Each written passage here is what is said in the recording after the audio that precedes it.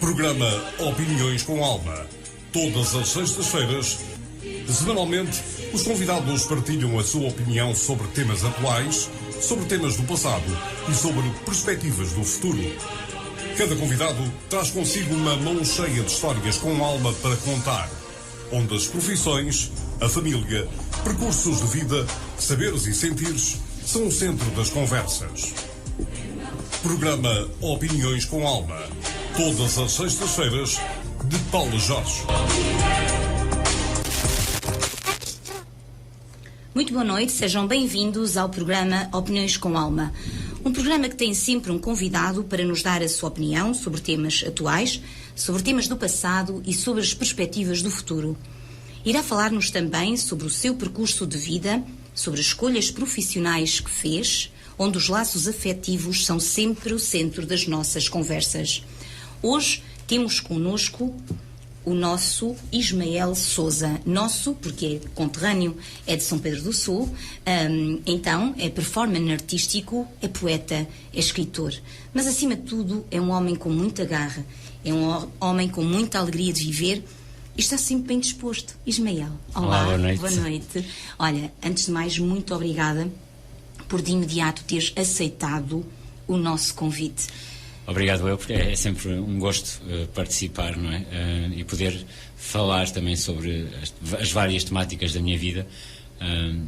E por isso aceito sempre de imediato, porque é bom a partilha e eu gosto muito desse sentido da partilha e poder ajudar e partilhar a minha história, não é? Muito bem, eu costumo dizer que partilhar é um ato de generosidade e tu, de facto, mostraste-te sempre muito generoso, sempre que eu te convido. Tu dizes de imediato sim, e por isso te agradeço. Todo o auditório te agradece por estares aqui um bocadinho à conversa connosco. Ismael, tu és um homem muito bonito, és no verdadeiro sentido da palavra, portanto, muito pleno. E por isso, quando as pessoas são assim, transparecem uma luz. Uma luz incrível, e por isso muito obrigada por nos trazer sempre um bocadinho da tua luz, um bocadinho da tua alegria e partilhares essa generosidade também connosco. Comecemos pelo princípio. Tu foste um menino aqui na cidade de São Pedro do Sul, então Vila de São Pedro do Sul. Como é que foi a tua infância, Ismael? Vila de São Pedro do Sul, há 30 anos atrás. Eu era uma criança muito extrovertida e muito introvertida ao mesmo tempo. Eu cresci na Negrosa e de onde tenho muitas boas memórias.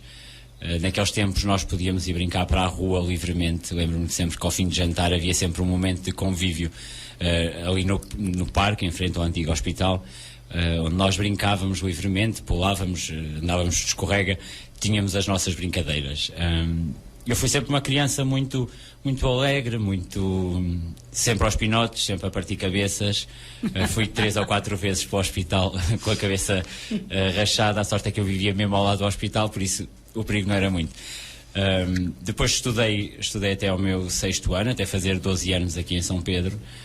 E foram sempre momentos muito bons, muito vividos e muito livres. Eu acho que isso é das maiores memórias que eu tenho, é a liberdade que eu tinha, que eu, os meus irmãos, os meus amigos, tínhamos na altura. Essa enorme liberdade e esse espaço para podermos ser.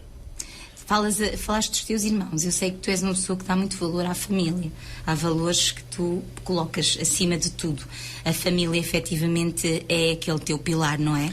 A família foi, é e continuará sempre a ser o meu pilar. Infelizmente eu já não tenho o meu pai comigo. Há 2 anos que ele partiu. Com cancro? Com cancro, sim. Com cancro na garganta. Ao fim de 4 anos de luta, não conseguiu resistir.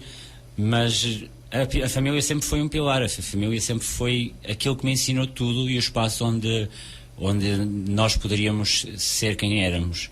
Eu tenho um episódio na minha mente que eu recebi um livro na escola primária, se não estou em erro, e era um livro de teatro do Jaime Gralheiro, qualquer coisa de um espantalho, não me lembro ao certo do nome.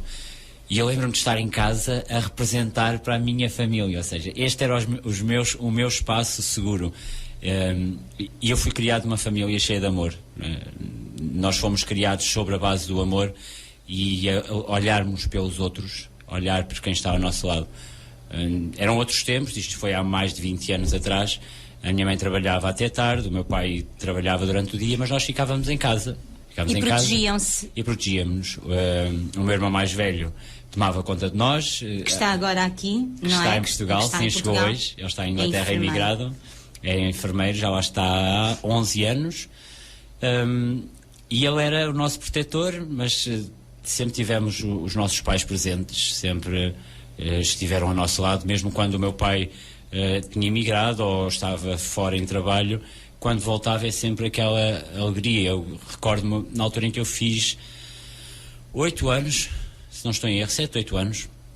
O meu pai estava a trabalhar na Alemanha e tinha um postalzinho em casa para o meu aniversário. Eu lembro perfeitamente dessa imagem de chegar o meu dia de anos e a minha mãe entregar-me esse postal que o meu pai me tinha enviado, não é? Por isso sempre foi um seio de amor pelo qual fomos criados. E olhar pela família sempre foi um elo muito importante, porque se não tivermos a família, não vamos ter ninguém. Não é? Eu felizmente tenho dois tipos de famílias. Tenho a minha família biológica, que eu amo muito e é a coisa mais importante e foram o meu maior suporte quando eu precisei. E depois tenho por outro lado também a segunda família, que são os amigos. Os amigos. A amizade é muito importante. Ismael, eu estou a ouvir-te falar da família e fico muito sensibilizada porque também eu dou valor à família. E tu chegaste ao ponto de tal forma quiseste honrar a tua mãe que foste inclusivamente a um programa da SIC. Sim, da SIC, foi no programa da Cristina. Da Cristina Ferreira. Conta-nos esse episódio. Como é que tu te lembraste de homenagear a tua mãe, de lhe prestar essa... Não foi iniciativa honra? Minha. Não. Foi alguém de São Pedro que conhecia a história da minha mãe e que escreveu para lá a partilhar. Conta um bocadinho a história da tua mãe, Pronto, da Margarida. A minha mãe é uma mulher da Beira Baixa que cresceu numa família humilde e depois migraram para Lisboa e aos 12 anos a minha mãe parte para a Alemanha para trabalhar. Minha mãe esteve cerca de 10 anos na Alemanha a trabalhar.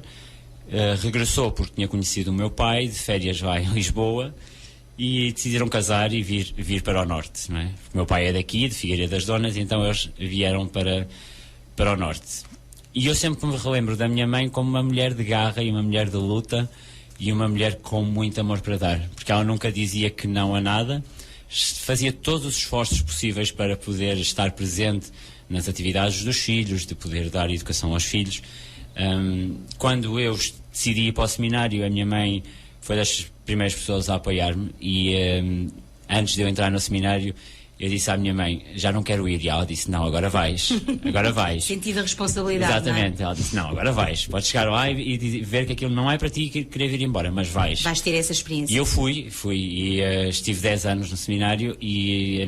Quase a formar-te padre? Sim, faltavam-me 3 anos e meio, 4 anos por aí. E eu estive no seminário e quando eu precisei de vir embora, a primeira pessoa com quem eu falei foi com a minha mãe. Eu disse, preciso sair, preciso de ver o mundo lá fora, porque no seminário vivemos assim um bocado fechados da realidade, não é? E eu precisei de ver o mundo e a minha mãe disse, muito bem, se é a tua decisão. Foi esse o clique que te deu, Ismael? Sim. Como que foi esse o clique? Sim, foi. Mas durante os primeiros anos andavas entusiasmado com aquela lição? Andei durante os 10 anos.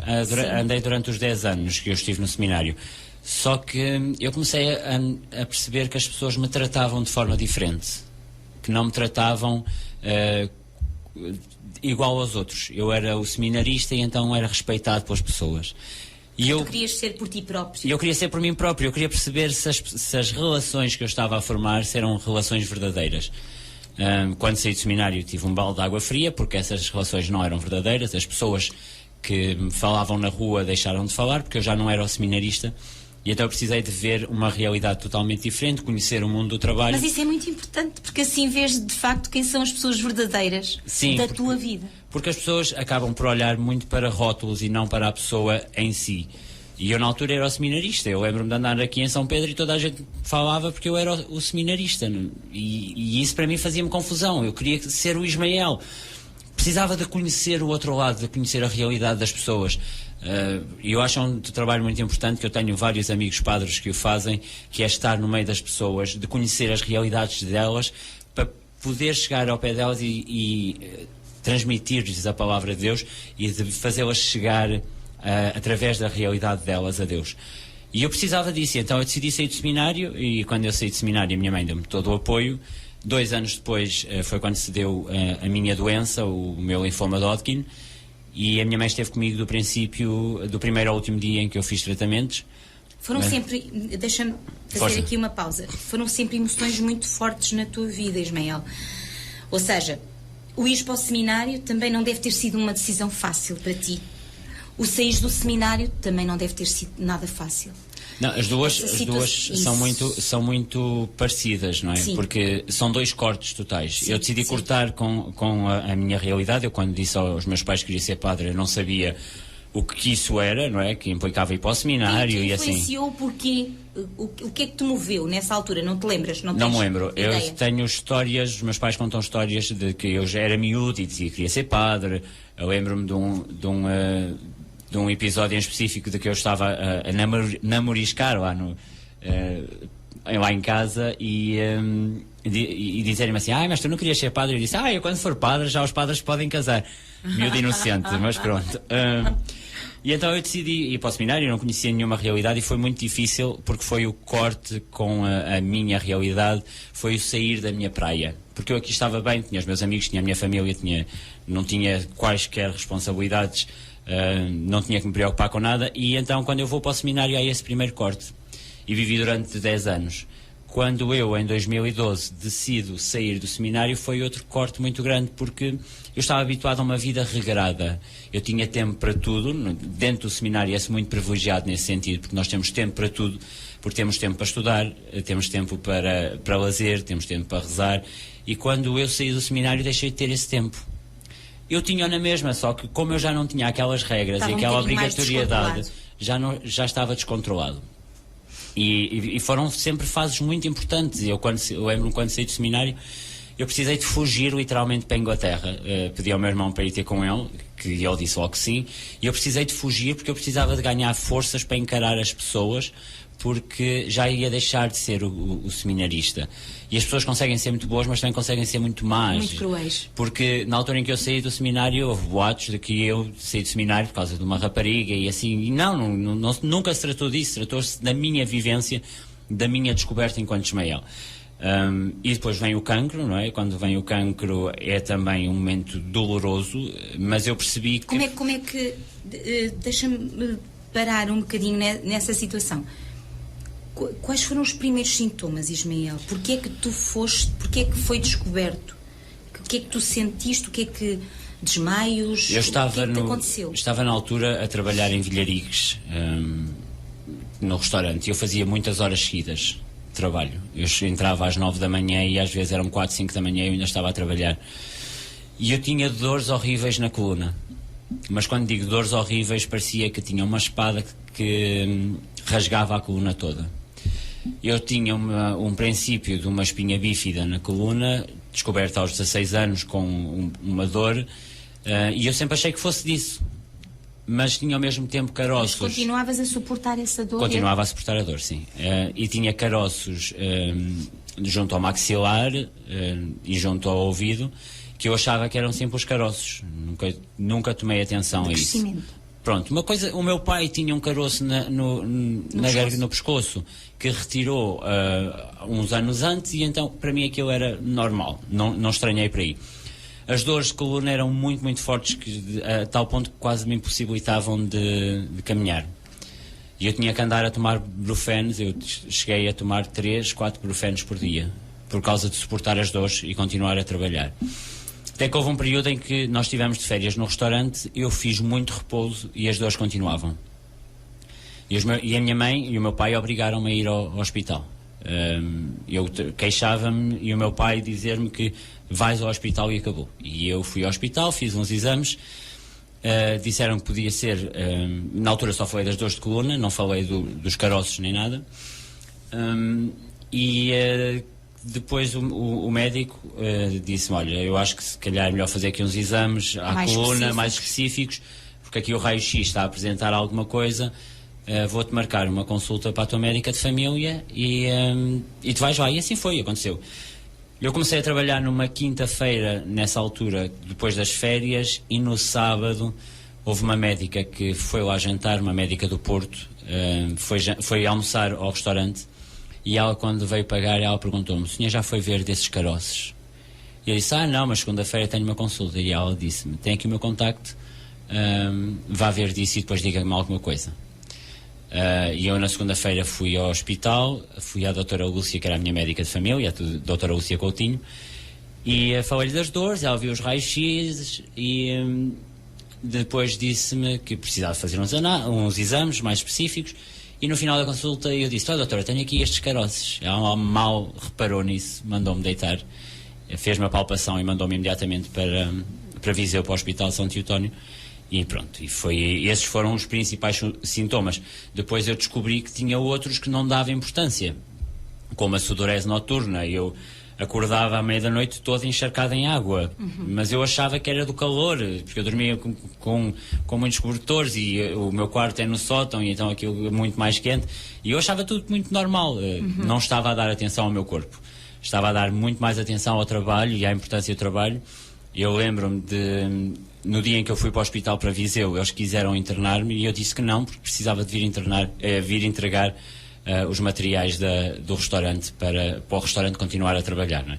Ou seja, eu tinha uma importância muito maior no trabalho, o trabalho era muito mais importante para mim, e eu estava numa fase em que não estava a dar atenção ao corpo. Também estavas a relativizar um bocadinho, não é? Achavas que isso não te ia acontecer. Sim, eu achava uma coisa normal, claro. Não é? Ou seja, o corpo a reagir ao excesso de trabalho. Parece que é uma forma de nos protegermos, não é, Ismael? É uma forma de não querermos encarar a realidade. Nos protegermos do mal. É um medo de encarar isso. Mas quando eu comecei a fazer exames, eu comecei a ter perfeita noção de que aquilo que eu tinha era um cancro. O que era, não sabia. Disseram-te?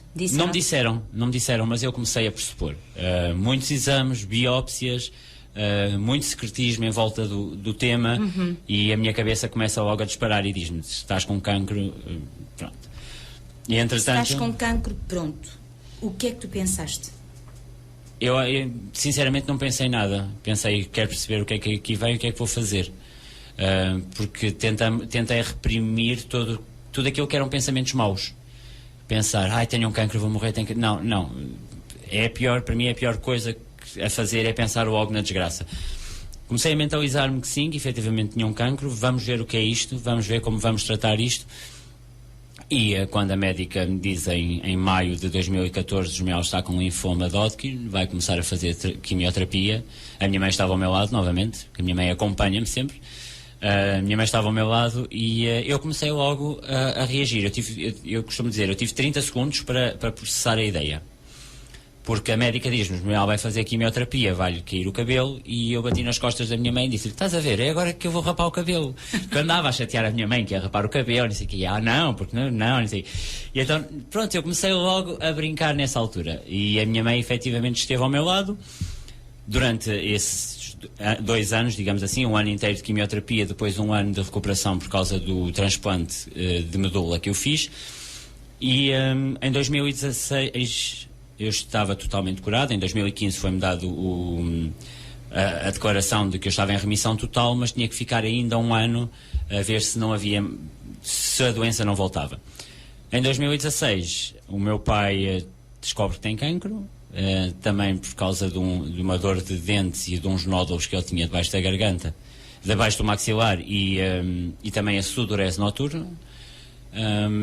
O meu pai descobre que tem cancro em 2016, e na altura em que o meu pai é operado, vamos dar com um tio meu, um irmão da minha mãe, morto em casa. Pronto, foi uma altura muito difícil, mas a minha mãe sempre teve que ter garra para seguir em frente. Nunca foi capaz de... Foi-se abaixo, naturalmente, foi muito difícil, ainda é muito difícil para ela, mas ela teve que estar, porque tinha um marido doente. E a minha mãe foi quem me ensinou que a família é tudo. Que os nossos de casa são tudo. Esse tio, irmão da mãe. Irmão da minha mãe, sim. Da tua mãe.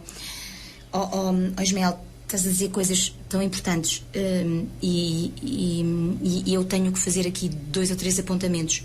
Primeiro, tu disseste uma coisa muito, muito importante, tudo o que disseste foi importante, mas que me ressaltou foi, nós temos que ter atenção, dar atenção aos sinais do corpo. E muita gente que está lá em casa, certamente que está a ouvir-nos com muita atenção, está a ouvir esta tua história de vida maravilhosa, de superação, foi como eu comecei por dizer, mas muitas vezes nós não damos atenção aos sinais do corpo e o corpo vai-nos dando sinais. Sim, e é importante realmente que nós estejamos atentos, não é? Vigilantes. Nós temos que estar sempre em atenção. O nosso corpo dá-nos os sinais todos. Nós temos que estar atentos. Eu todos os dias, quando tomo banho, faço palpação nas axilas, maxilar, para perceber se tenho nódulos. E isso é algo que toda a gente deve fazer, porque ao localizar-se um pequeno nódulo, que não é normal, pode ser o início de uma salvação, não é? E estar atento a esses sinais. Se eu tenho sudorese noturna, se eu acordo à meia da noite encharcado em água, é porque alguma coisa não está bem. O meu corpo está a dar-me sinais de que eu não estou bem e tenho que ter atenção a isso e tenho que perceber de onde é que isso vem.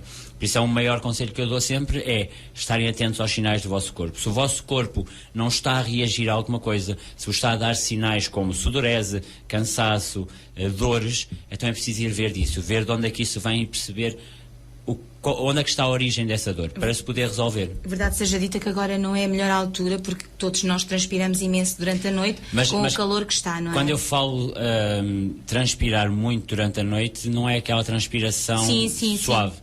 É lençóis estarem totalmente encharcados, o pijama estar totalmente encharcado. Isso era o que me acontecia. Uma coisa é nós notarmos uma mancha no lençol, outra coisa é nós acordarmos com o lençol que nos cobre totalmente encharcado em água. Se estamos vestidos, se temos pijama, está tudo encharcado em água, tudo tem o dobro do peso.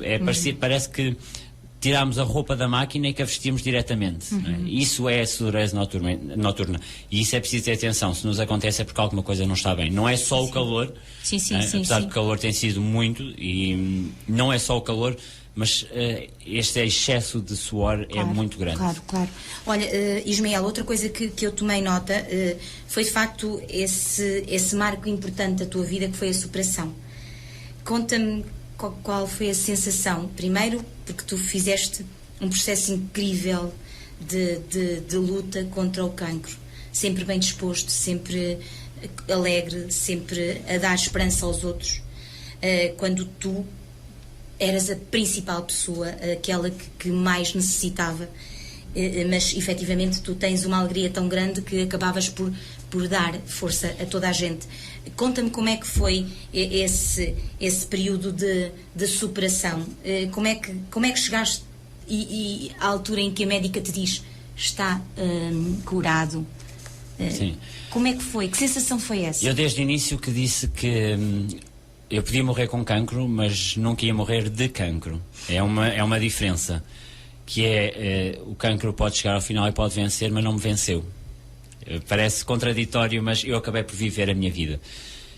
Eu sei que na altura, se eu me fosse abaixo, ia levar o meu irmão, a minha mãe e o meu pai atrás de mim, e eu não queria isso. Então eu decidi lutar. Eu disse, não, eu vou ser mais forte que isto. E durante um ano inteiro, o meu principal ponto foi desmistificar aquilo que é ser doente oncológico, que é ter cancro.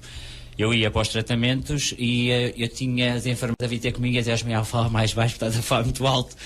Nós brincávamos com a situação. Eu tinha um amigo que nós estivemos a fazer tratamento juntos, nós conhecemos-nos lá e ficou uma grande amizade. Nós brincávamos muito que íamos para a Casa dos Segredos e que o nosso segredo era consumimos drogas fornecidas pelo Estado.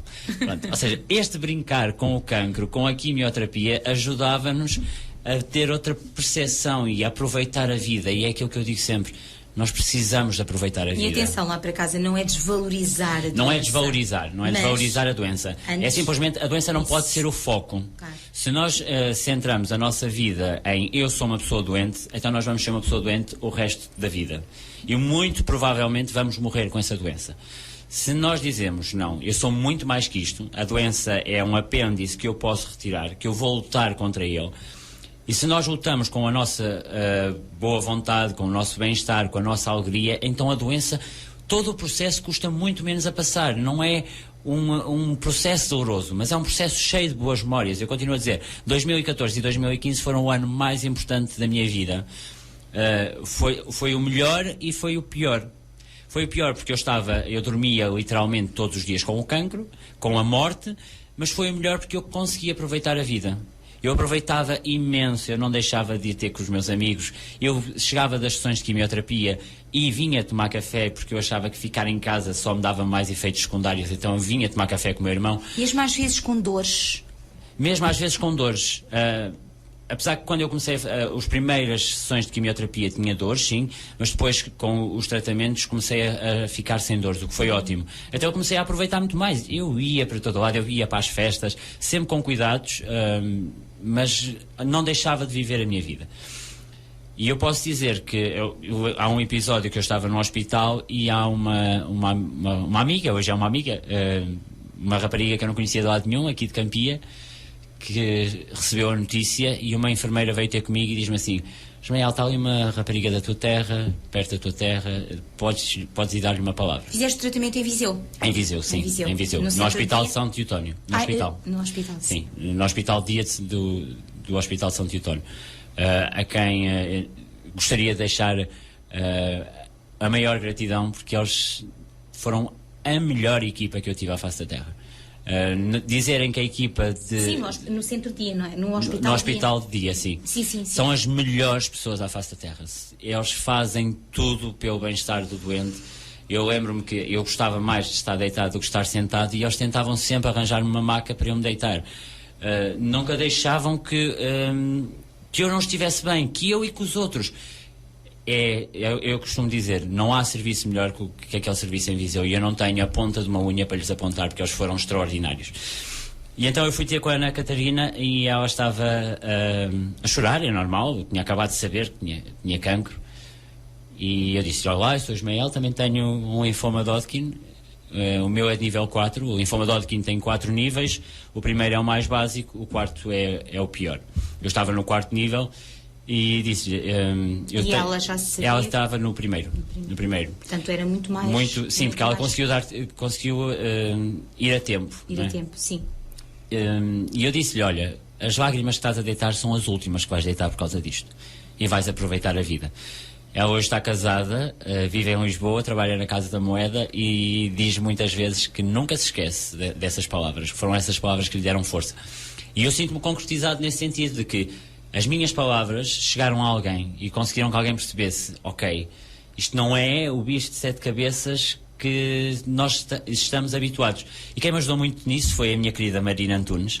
Ela tem um projeto que se chama Cancro com Humor. Lançou recentemente um livro também... Com humor. Com humor. Humor, sim. Com humor. H-U. Sim, Cancro com Humor. Quem me ofereceu o livro dela foi o Padre André. E eu, quando li o livro dela numa tarde, e eu disse: mas isto sou eu, literalmente sou eu. Eu mandei-lhe mensagem e ela foi uma querida, respondeu-me logo, e daí nasceu uma grande amizade. Ainda hoje estou muitas vezes com ela, fui ao casamento dela no ano passado, pronto, ficámos muito amigos. E ela tem esse projeto do Cancro com Humor, não é? Lançou agora um manual de descomplicar o cancro, também muito interessante, em que não se fala da doença daquela forma que nós estamos habituados, mas sim com o humor. Ou seja, com o riso, com o sorriso, e como estas coisas boas ajudam a desmistificar o cancro. E a Marina ajudou-me muito, porque eu li o livro dela e depois ela acompanhou-me, ficámos muito amigos, e eu percebi que, ok, nós podemos desmistificar isto.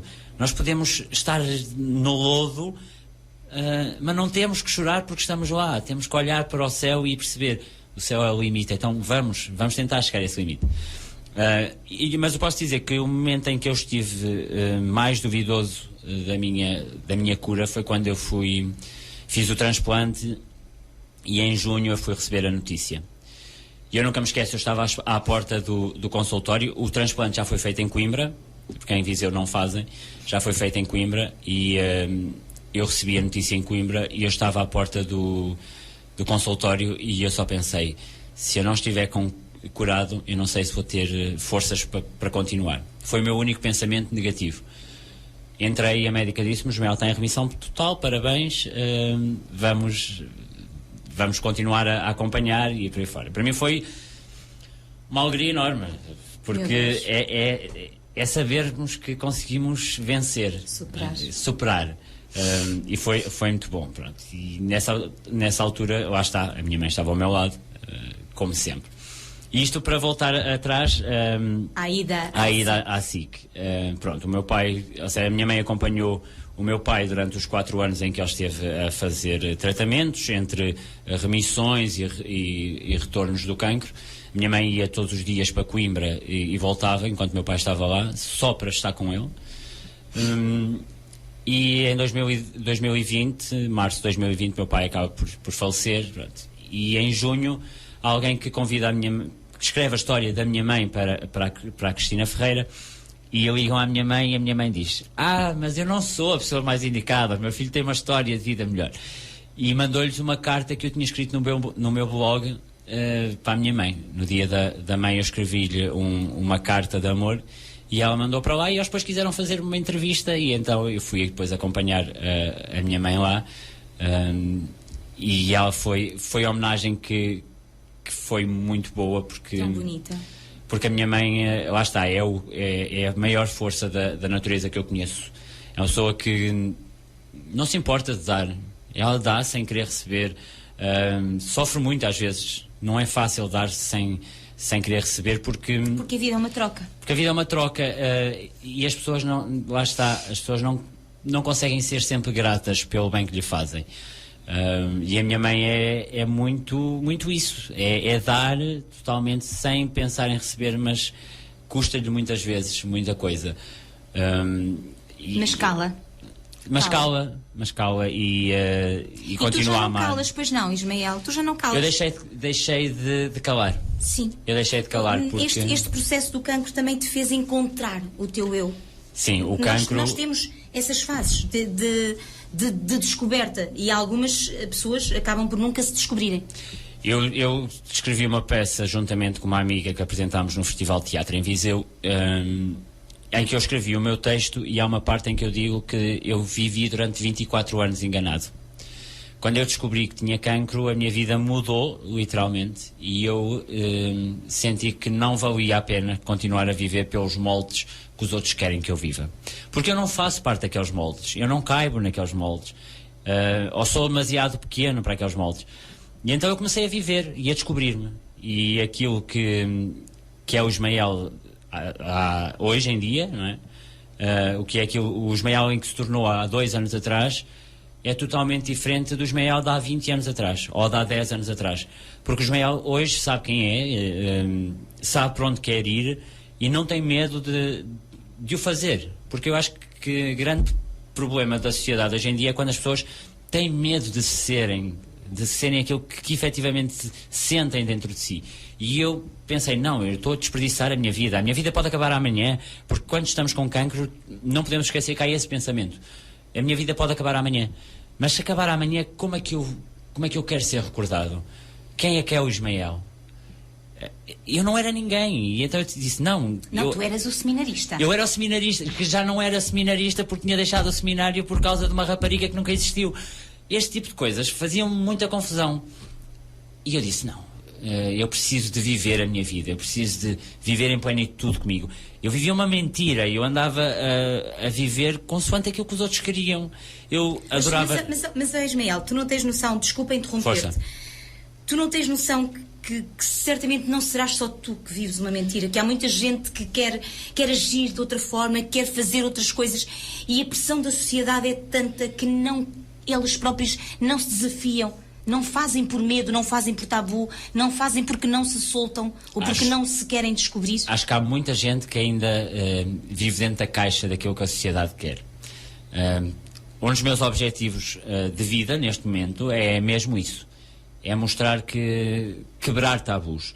Demonstrar às pessoas que é mais importante eu viver a minha própria essência, quem eu sou, do que ser outra pessoa qualquer. Porque se eu fosse outra pessoa qualquer, se eu continuasse a viver consoante os moldes da sociedade, aquilo como as pessoas querem, eu hoje não estava aqui. Eu hoje não tinha um podcast na rádio de 15 em 15 dias. Eu não tinha feito milhentas coisas. A partir do momento em que eu decidi ser quem sou, eu comecei a ver a vida de uma forma totalmente diferente, com muito mais cor, com muito mais alegria. Que eu quero uma vida cinzenta, porque eu era igual a todos os outros. Neste momento é uma vida cheia de cor, porque eu não sou igual a todos os outros. Eu não tenho que ser igual a todos os outros. Eu não tenho que ver o mundo da mesma maneira. E quando nós começamos a ver o mundo pelos olhos dos outros e deixamos de ver pelos nossos, estamos a viver em função do outro. E isto, eu sei que muita gente está a pensar lá em casa que isto, isso é muito fácil de se dizer. É fácil de se dizer, mas eu estou a dizer porque eu filo. Ou seja, eu decidi que tinha que quebrar esta sociedade que está ao meu lado e que não me deixa ser quem eu sou. Eu sei perfeito, a primeira vez que eu usei... O medo tolhe-nos. O medo tolhe-nos. Eu precisei de sair de São Pedro para conseguir descobrir muita coisa acerca de mim. E foi em Viseu que eu usei a primeira vez um kilt. E o meu irmão e a minha cunhada, o meu irmão mais velho e a minha cunhada, ofereceram-me um kilt mesmo no Natal de 2018, se não estou em erro. 2019. E a primeira vez que eu saí em São Pedro com kilt, eu ia cheio de medo. Mas ia cheio de medo. Mas disse, não, eu quero usar isto. E então vim e sei que fui muito olhado, fui muito comentado, mas eu percebi que não, estou-me a sentir bem. Estou-me a sentir bem, eu estou em concordância comigo próprio. E então este foi, se calhar, o meu maior desafio, foi dar este passo. Quando eu dei este passo, eu disse, pronto, o céu é o limite. Claro que sim. Toda a gente me conhece. Deixa-me só dizer-te uma coisa. A primeira vez que eu te vi com um shine maravilhoso, lindo, no Pingo Doce, um shine branco, eu disse, o Ismael está maravilhoso, está lindo, lindo, lindo.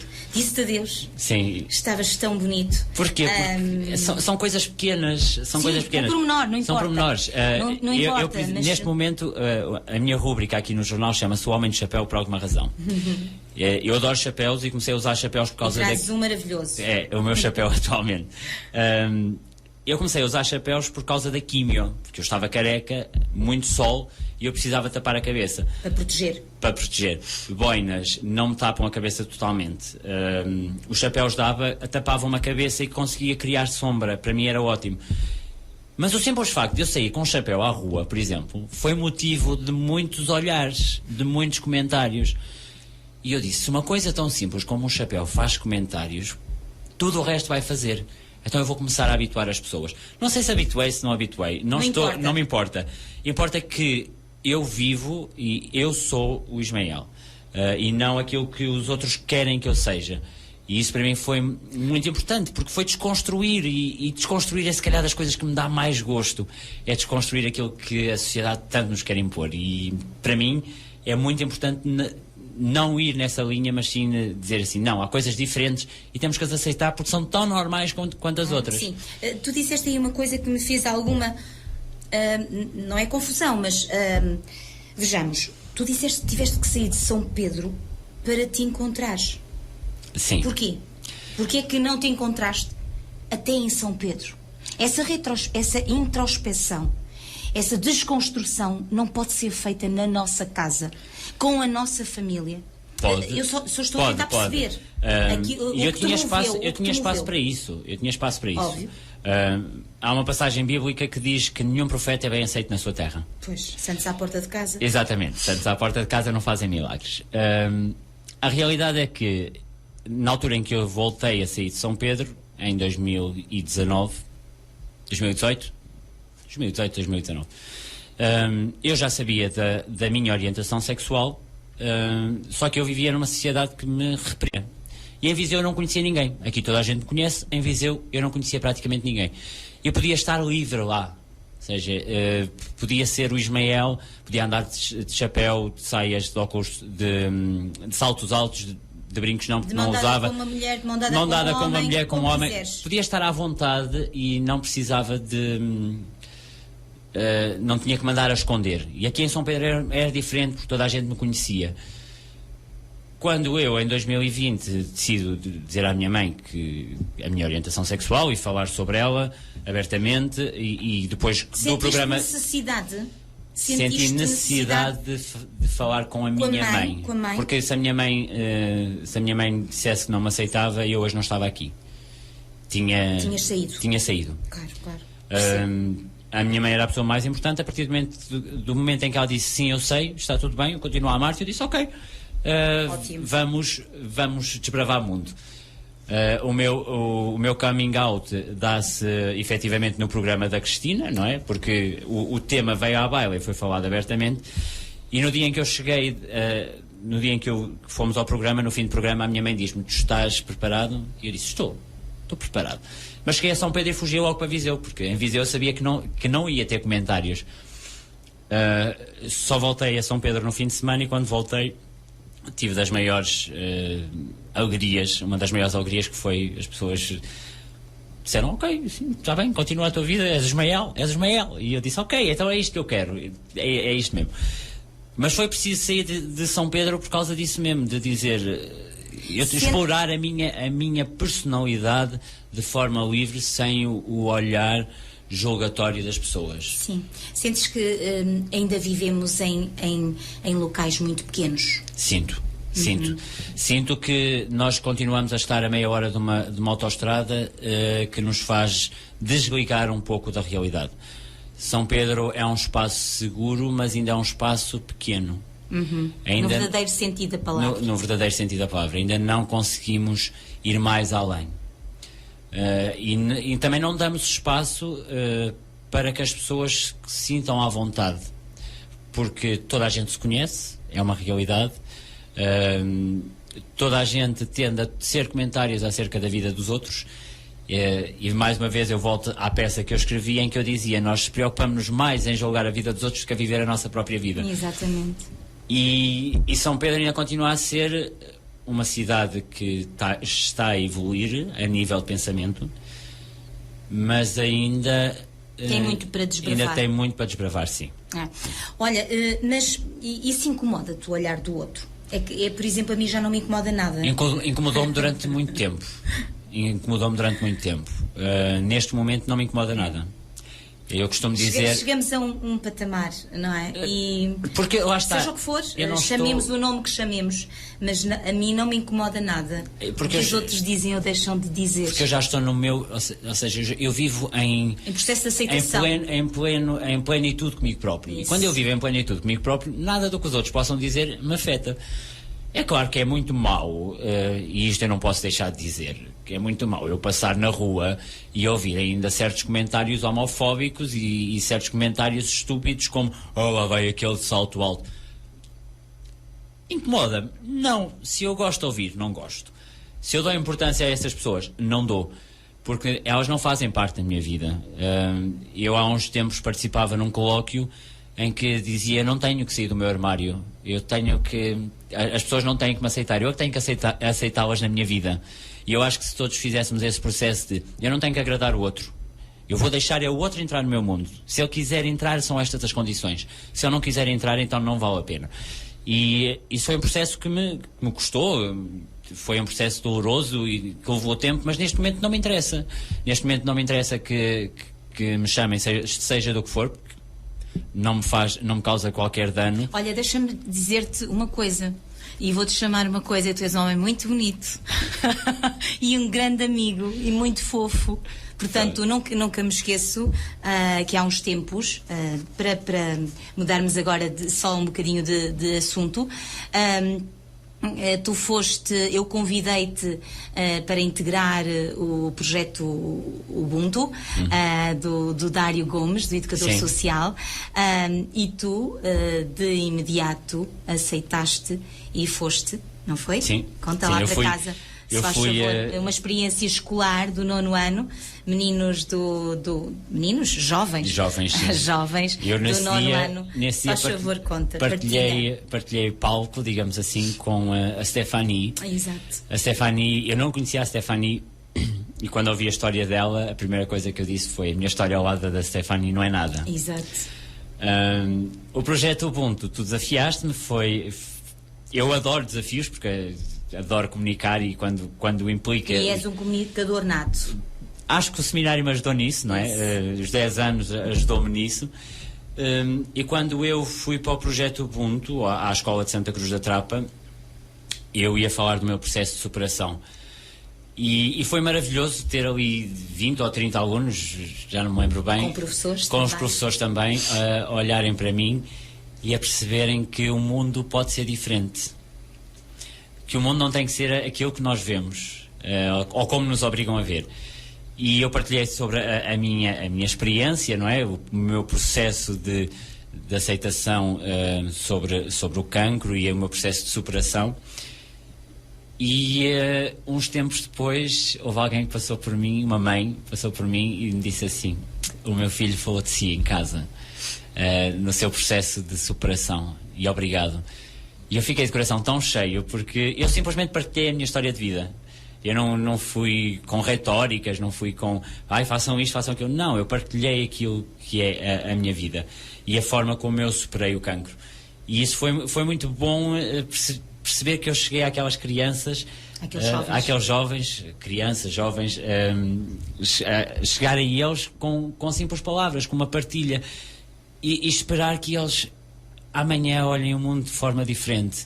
E deixaste lá a semente, tenho a certeza. Sim, tenho a certeza. Muitos deles falaram de ti e ainda não te tinha agradecido publicamente, e de facto foi muito bom, muito bonito. A professora Marina também gostou imenso, todos gostaram imenso de ti, e aliás vieram logo falar, perguntar quem é que devemos trazer, e eu indiquei logo Ismael Sousa. Eu acho que é mais fácil quando as pessoas nos conhecem, não é? Ouvir uma história de superação de alguém que nós conhecemos toca-nos mais do que alguém que nós não conhecemos. Sim, Ismael, também tens uma coisa em tua vantagem. Tu és um excelente comunicador e transmites as coisas muito bem. Lá está, há outras pessoas que certamente terão histórias mais incríveis ainda do que a tua. Sim.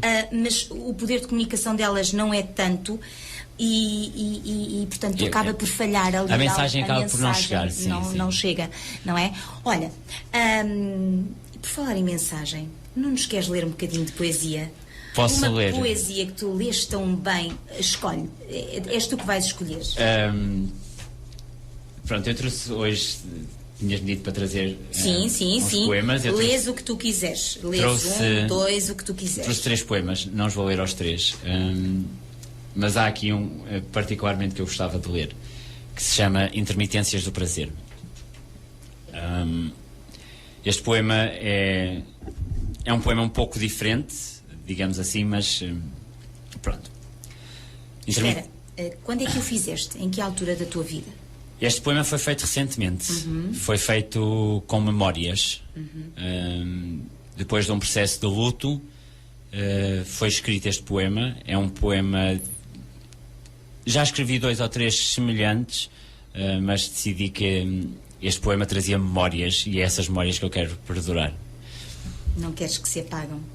Não. E é isso mesmo, acho que é mesmo isso que o poema retrata. Intermitências do prazer. O teu corpo inerte e desnudo, pela cama quase em feto prostrado, brilha com o fim da tarde que entra pelo quarto, cobrindo de ouro a imensidão dos átomos que nos separam. O respirar do teu corpo, o silêncio que em ti habita, penetra-me a alma profundamente, trazendo a mim as memórias intensas das palavras orgásmicas que escrevo, por te ter assim, prostrado, inerte, de uma quietude e de uma imensa calma. E jazemos os dois, aqui silenciosos, depois dos nossos corpos suados, dos fluidos que se mesclaram, dos beijos e carícias que trocamos, como livres seres que somos, como um tempo que para nos escutar, entre gemidos e sussurros, entre beijos e corpos gastos. Aqui jazo eu mirando-te, por entre as palavras que escrevo, memórias gravadas a cinzel na minha mente, e aí jazes, diante de mim, desvirtuado de tudo aquilo que escrevo, na tua existência tantas vezes ciente do prazer que nos foi ardente. Maravilhoso. Bravo. Obrigado. Muito lindo. Eu estava de facto aqui a ver algumas mensagens que me estão a chegar e estão encantados com a nossa conversa. Ótimo. Acima de tudo com uma conversa entre amigos, porque é isto que se pretende, não é? É uma conversa simples, uma conversa bonita, agradável. Olha, tu tens tantos projetos e falámos de tanta coisa já, mas eu gostava que me contasses um bocadinho de uma pinceladazinha só a alguns projetos em que estás envolvido. Que te dão aquele que te enchem de prazer, não é? Ora, projetos, eu ando sempre pedindo muita coisa, porque eu não tenho um grave problema. Dizer que não. Tenho um grave problema que não sei dizer que não. falar. E quando me pedem alguma coisa, eu tento sempre fazer corresponder àquilo que me pedem. Eu faço uma pessoa exigente. Sou uma pessoa exigente. Gosto de fazer as coisas em condições. E eu tinha um projeto, eu ia participar no final deste mês num desfile de vestidos Chita em Viseu, um projeto que eu tive que abandonar porque não consigo até à data ter tudo pronto. E então, como não consigo dar aquilo que queria, tive que abandonar o projeto, infelizmente. Mas faço teatro, por exemplo, em Viseu, no Visionarte, uma família que me acolheu de braços abertos em 2017. É uma família que eu tenho. Tinhas necessidade de fazer, tinhas esse gosto? Sim, eu faço teatro desde miúdo, digamos assim. Quando entrei para o seminário, nós tínhamos todos os anos um jantar de Natal com os professores e nós fazíamos pequenos sketches para apresentar. E eu estava sempre envolvido neles. Fiz o primeiro ano, no segundo ano já estava responsável por fazer acontecer. Dei também aulas de teatro na Universidade Sénior de Vouzela, também foi um desafio muito grande. E então eu tinha esta necessidade de fazer teatro, porque eu, sou sincero, amo palcos. Os palcos para mim são uma fonte de inspiração e então eu comecei a fazer. Fui convidado para integrar a equipa do Visionarte, que aceitei também logo pronto, não é? E comecei a fazer teatro, comecei com a peça da Pequena Sereia, o musical, e tenho ali uma segunda família, não é? Uma família de pessoas. Passam muitas horas, não é? Passam muitas horas Passamos em ensaios. muitas horas em ensaios. Convívios, que também é preciso. Sim, muitas horas de backstage. Eu adoro o backstage porque ele faz-nos criar esta amizade ainda maior. No desporto chama-se balneário. No desporto chama-se balneário. Nós chamamos backstage porque a gente está lá atrás, claro, atrás da cortina e estamos a motivar-nos uns aos outros, claro, porque nem sempre estamos todos bem naquele dia, e então é preciso dar energia e eu adoro estar nesse lado. E o teatro é um dos projetos que eu faço parte e que agarrei para a minha vida. Neste momento estou Sonhas com grandes palcos. Diz-me a verdade. Sonho com grandes palcos, boa, sim. Boa. Gostava... Não, eu acho interessante porque tu és como eu, não tenho medo de dizer as coisas. Iria ser hipócrita de eu dizer assim. Exato. Eu sonho com um palcozinho pequenino. Não, há uma vontade muito grande. Basta-me São Pedro do Sul, basta-me Viseu. Mas há uma vontade muito grande que eu tenho, representar no Cineteatro Jaime Gralheiro. É uma vontade muito grande que eu tenho. Boa. Eu vi em 1990 e qualquer coisa uma peça do o Alto da Barca de Gil Vicente, o Alto da Barca do Inferno, certo, de Gil Vicente. Foi uma peça de Gil Vicente que eu vi. Sei que era um alto qualquer, já não sei se era o Alto da Barca, qual era. E eu vi naquele cineteatro. É mítico. Maravilhoso. Eu tenho uma paixão muito grande por aquela talha dourada, por aqueles arabescos, por aquilo tudo. E tenho uma grande vontade. Tem uma sonoridade muito, muito boa, não é? Muito boa. Eu tenho uma grande vontade de subir àquele palco. Ainda não foi possível, espero que um dia. É o palco da tua terra. É o palco da minha terra. E vais contar comigo quando estiver, vais contar comigo na primeira fila. Espero que sim, claro, que as pessoas vão. Claro que sim. Mas é uma vontade muito grande. Mas sim, sonho com grandes palcos porque eu acho que quanto mais alto, costuma-se dizer, quanto mais alto sonhas, pior é. Não, mas se não sonharmos alto, nunca chegamos. Não chegamos lá. E então, sim, eu sonho com grandes palcos. Há um palco em especial que eu gostava muito, que é o de São Pedro, que nunca tive a oportunidade de subir em peça a esse palco, mas gostava muito. E gostava sim de grandes palcos, gostava que a companhia de teatro de que eu faço parte fosse mais valorizada, porque nós fazemos um grande trabalho e não sentimos muitas vezes da parte da cidade de Viseu esse reconhecimento, o que é muito triste, porque funcionamos à base de cunhas e não funcionamos à base de verdadeira arte. A cultura, então, a cultura, como sim. é que está a ser valorizada? Eu acho que São Pedro tem um grande déficit de cultura. Sou muito humilde nisto. Eu já falei sobre isto num dos meus podcasts, efetivamente. Eu acho que São Pedro tem um grande déficit de cultura. Nós não olhamos para a cultura, ou para a cultura no seu geral. Focamos-nos em pequenas coisinhas, porque festivais de música é que são importantes e esquecemos tudo o que está à volta.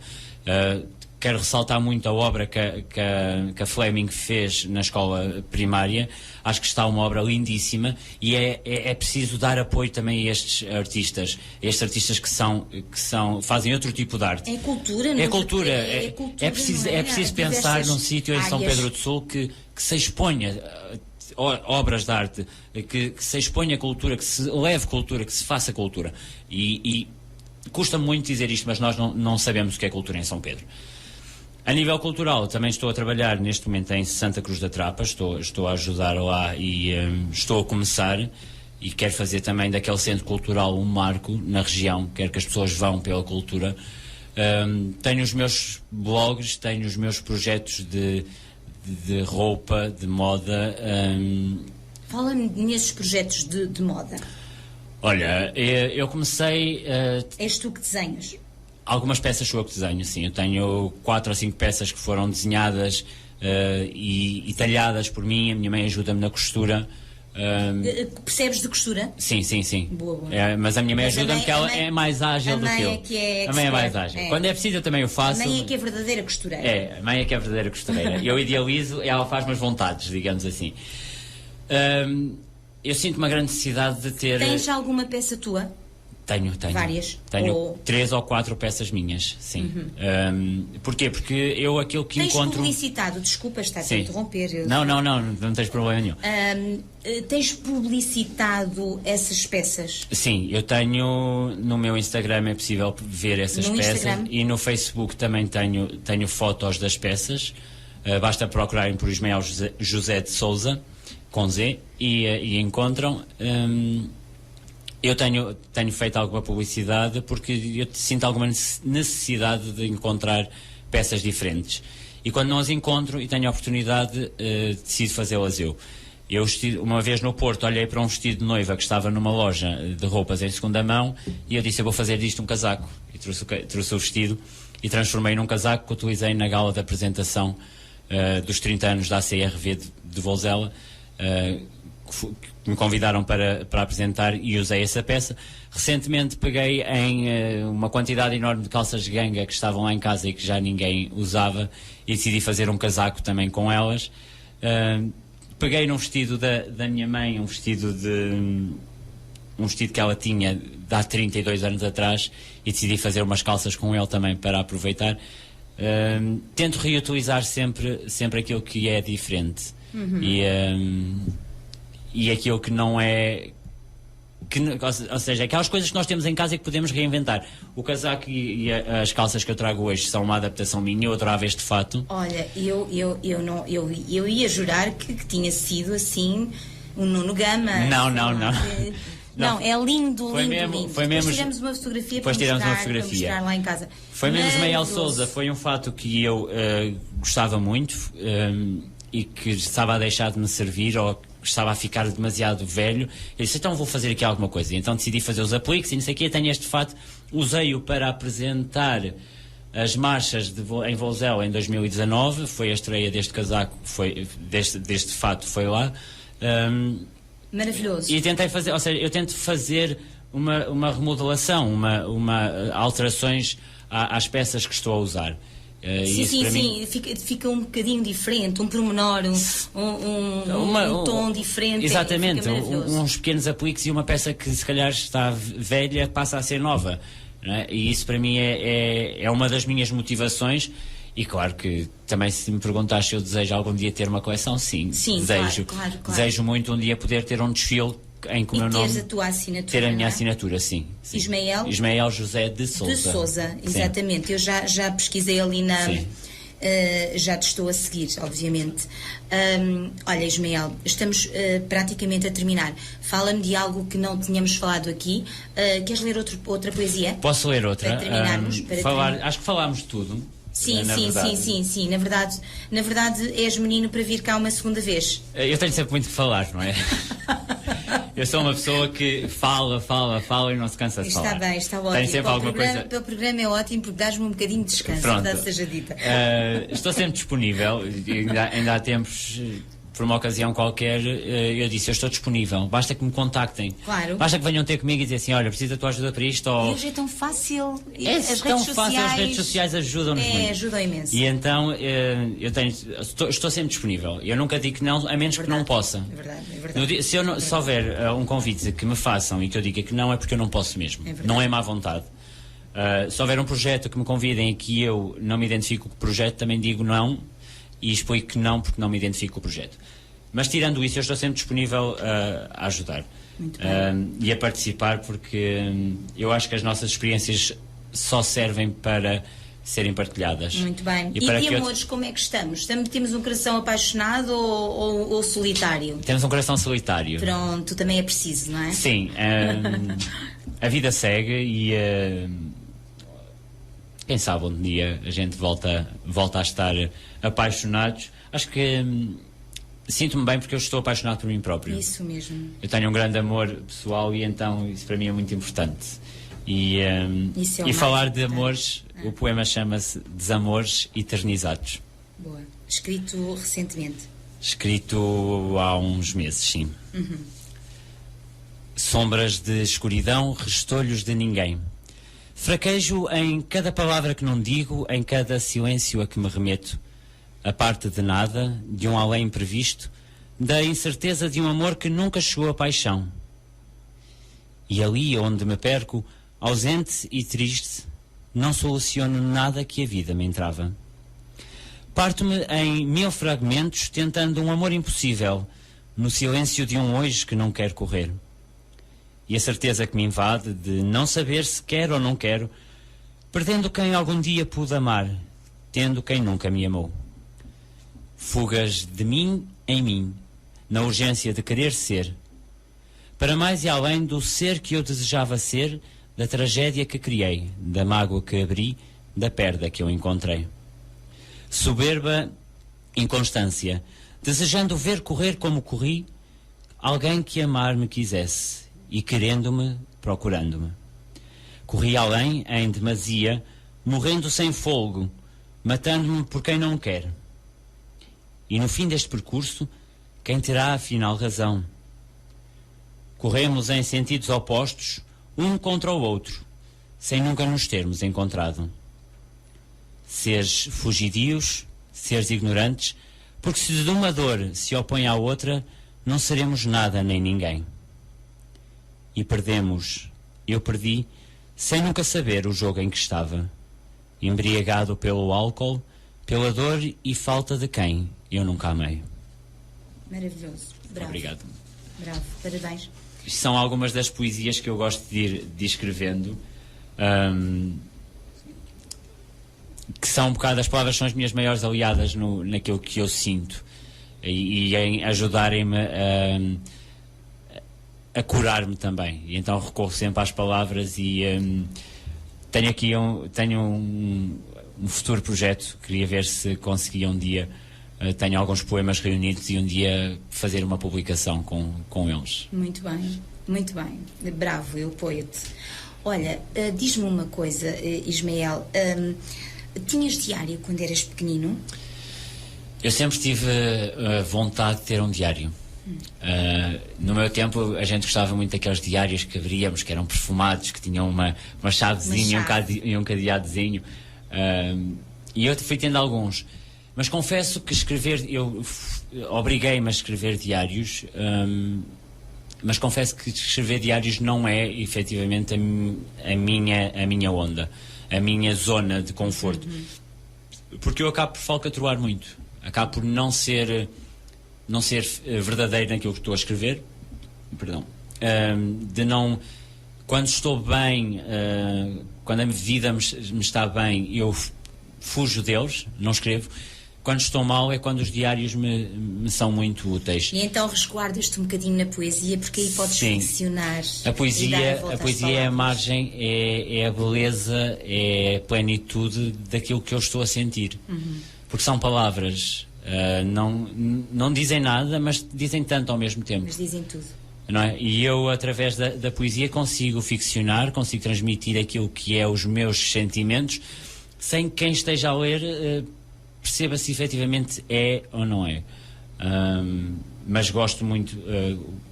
Eu descobri-me na poesia há uns 4 ou 5 anos, porque eu estava muito toldado àquela poesia ritmada e com rima. Mas quando descobri Alberto, percebi que não, que a minha poesia não é... É mais solta. É mais solta e que também se faz poesia assim. Exato. Belíssima poesia, Alberto. Para mim podem não considerar, não estou preocupado. É as minhas... É um texto poético. É um texto poético. É, não é? Sim. Olha, Ismael, para terminarmos, uma mensagem lá para casa, para quem nos está a ouvir, uma mensagem... que te vá na alma. Eu diria como ao Raul Solnado, façam o favor de serem felizes. Acho que essa frase é muito importante. Não é uma frase simples, é uma frase que vem com muita coisa atrás. E o sermos felizes muitas vezes implica cortarmos com muita coisa. Implica sairmos da nossa zona de conforto, da nossa caixa. E a mensagem que eu quero mesmo deixar é esta: permitam-se a serem felizes. Saiam, sejam verdadeiros convosco, não se deixem toldar por aquilo que a sociedade quer, porque é-se preço por ter cão e preço por não ter. Se eu faço é porque faço, se eu não faço é porque não faço. Então mais vale arriscar, mais vale fazer, mais vale sonhar alto, mais vale lutar por alguma coisa, mesmo que um dia a gente perceba isto é demasiado para mim, eu não consigo lá chegar, mas eu pelo menos lutei e superei-me. Mas ser feliz é aquilo que é mais importante, na minha opinião. E sermos honestos connosco próprios, não é? Nós só conseguimos ser felizes.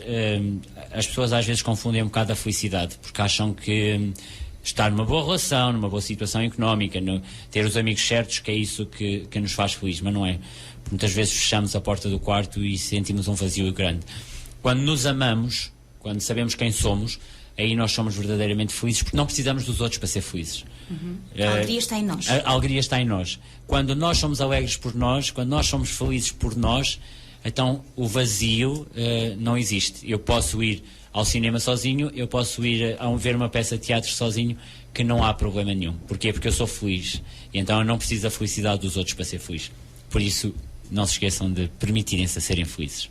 E muito obrigado pelo convite, uma vez mais, porque para mim é sempre um gosto estar aqui e poder partilhar também as minhas vivências. Olha, Ismael, nós é que agradecemos por teres proporcionado um maravilhoso serão lá em casa. Tenho a certeza que as pessoas estão encantadas de te estar a ouvir, porque tu és uma pessoa fabulosa, um amigo incrível, um ser humano verdadeiro e honesto, e para mim esse é o registro. Esse é o registro. Muito obrigada por seres quem és. Obrigado. Por seres quem és. Opiniões com Alma chega ao fim. Quero agradecer aos ouvintes a vossa companhia. Até para a semana, se Deus quiser.